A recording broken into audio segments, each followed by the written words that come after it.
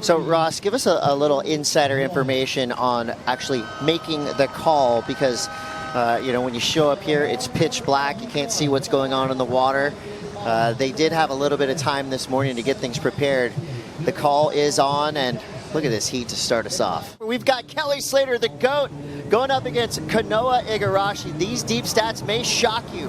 Kanoa has the GOAT, 3-0, and he's starting strong. Beautiful backdoor, quick takeoff, well read.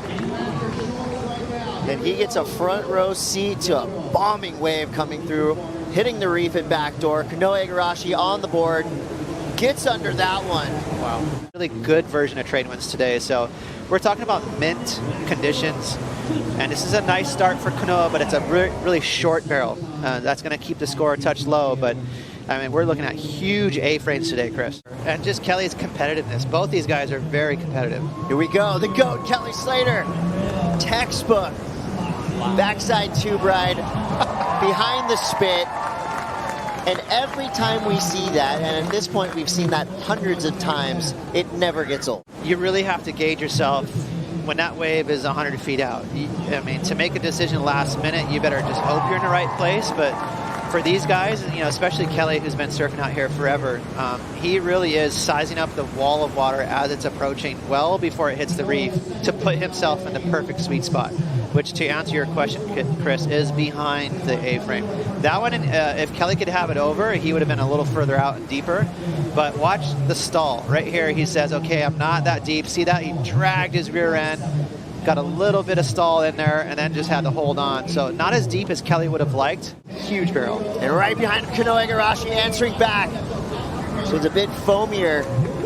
Can't quite get back into the pocket. So these peaks, making that decision between going right and left. Both surfers right back into it. Kelly Slater again, reveling in the glory that is Pipeline. Almost gives us the roundhouse reverse carving 360. That was cool. He almost had that. Every wave that Kelly's ridden so far has been huge.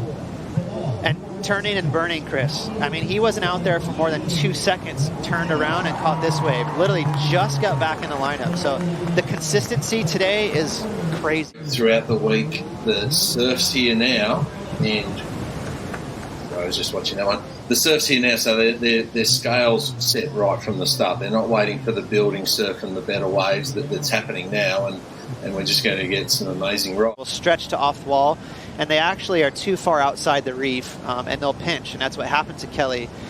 As we see Kanoa, just an awkward kick out. I actually think he was trying to get his rail in the water to get out of that wave. Well, more moments like that are sure to come. Thank you very much, Richie Porta, joining us from Australia. We'll get back to Richie shortly. As we see now, Kelly Slater, a massive backdoor runner. Can he come out from behind the spin? So back-to-back unsuccessful attempts for Kelly Slater, but wow, what a show. Yeah, because he just he's an emotional surfer too. I think he rides a lot on emotion and momentum and just what everything means to him. So you're right. If he gets a lot of momentum, I think he'll carry it through. And Kelly Slater having a look, goes backdoor, sets it up perfectly, rides through. The crowd goes wild.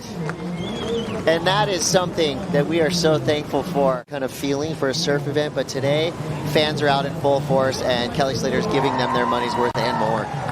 Frothy wave for Kelly, but I was actually really interested to see how his board would behave on this right, because it had all the white water on the bottom turn, and it had a couple bumps in it.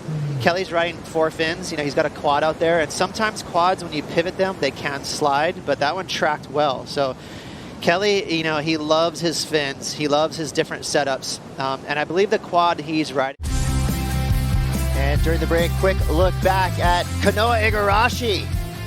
That's how you answer back.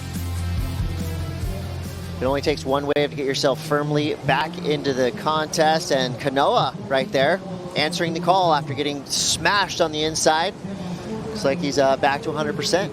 Yeah, it's a decent win. Kelly's just sending it out there. This is a huge backdoor barrel and just disengages just enough to not get that bottom turn into the barrel. I'm not sure what's going on now. I think he might You know, it looks like he's just getting pounded. Kanoa, backdoor, huge barrel, looks like from behind. Wow, what a drop.